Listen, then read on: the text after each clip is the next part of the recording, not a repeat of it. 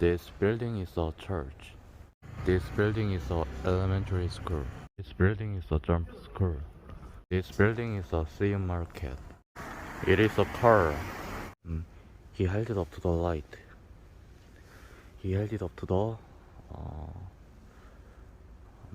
He held it up to the tree. He held it up to the car. He held it up to the sand. He held it up to the slide,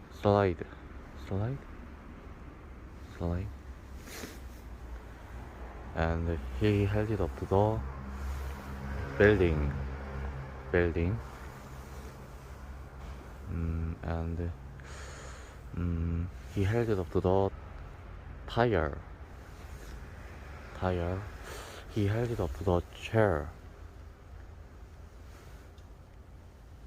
Yes. He held it up to the sky and leaf. The proof is right here, and if you fail that test, it had been the hard one after a frown. It had been the hard one, and if you fail that test, it's addressed to my mother, and look what's stamped on it. Private and confidential. And my mother always tells me right away if we've got a new limousine or cookies making a special dessert for dinner.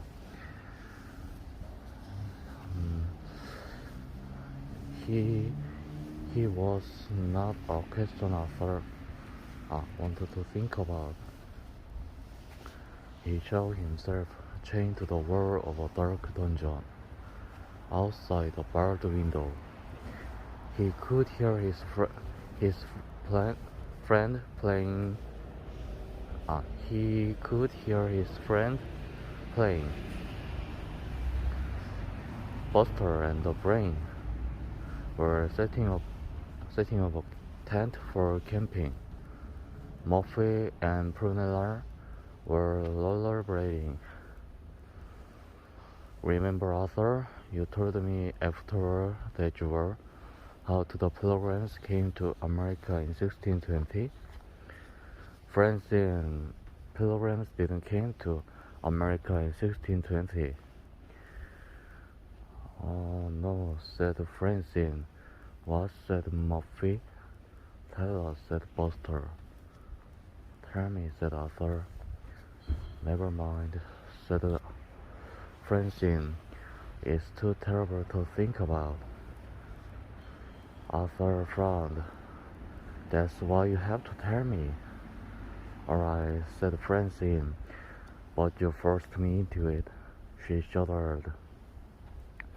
What if didn't pass Mr. Redbone's history test? Arthur frowned.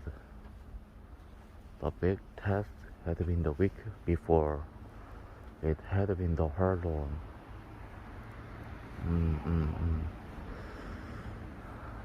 He alone with only some thick, dusty books for company. Buster and the Brain were setting up a tent for camping. Muffy and Prunella were rollerblading. Remember, Arthur, you told me after that you were how the Pilgrims came to America in 1620? Francine, Pilgrims didn't came to America in 1620. Oh no, said Francine. What, said Buster? Tell us, said Muffy. Tell me, said Arthur. Never mind.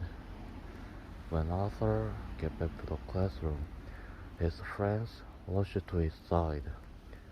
You survived, said Buster, with no obvious signs of torture. Oh, he looked a little disappointed. What happened? asked Francine. Arthur let out a sigh. Mr. Haney gave me this. He held up a large brown envelope. Mm, she held it up to the light. He held it up to the, he, mm, he held it up to the light. He held it up to the, he held it up to the tree. He held it up to the car.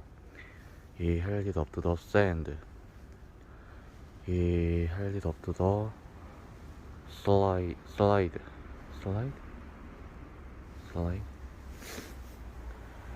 and he held it up to the building, and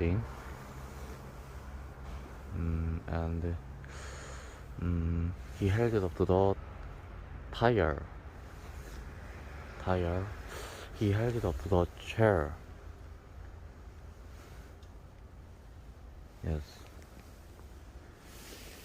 He held it up to the sky and leaf. When Arthur came back to the classroom, his friends rushed to his side. "You survived," said Buster, with no obvious sign of torture. Pinky added. He looked a little disappointed. "What happened?" asked Francine. Arthur let out a sigh. "Mr. Haney gave me this." He held up a large brown envelope. That's it?" asked Buffy. She reached it out for a closer look. "What does it say? Is it sealed?" Francine grabbed the envelope. "It's sealed, all right." She held it up to the light, and too thick to read through. "Give it a shake," said Buster, cocking his ears. Francine shook the envelope for a moment. It's rustled softly. That doesn't tell us much." Pinky folded his arms. "Let's just open it." "I can't," said Arthur. "It's addressed to my mother, and look what's stamped on it. Private and confidential." "That's a bad sign," said Buster. "Good news is never private." "Besides," said Pinky, "you can't start making excuses till you know what kind of trouble you're in." "Didn't Mr. Haney give you any clues at all?" asked she said. He was important," said Arthur. "This is a bad means. The proof. The question is, how bad is it? If bad, if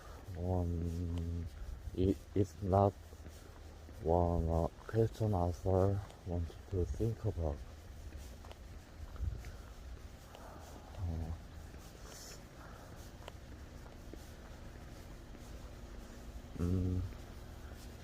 Want to think about. The question is, how bad is it? Arthur frowned. Pinky, said Francine.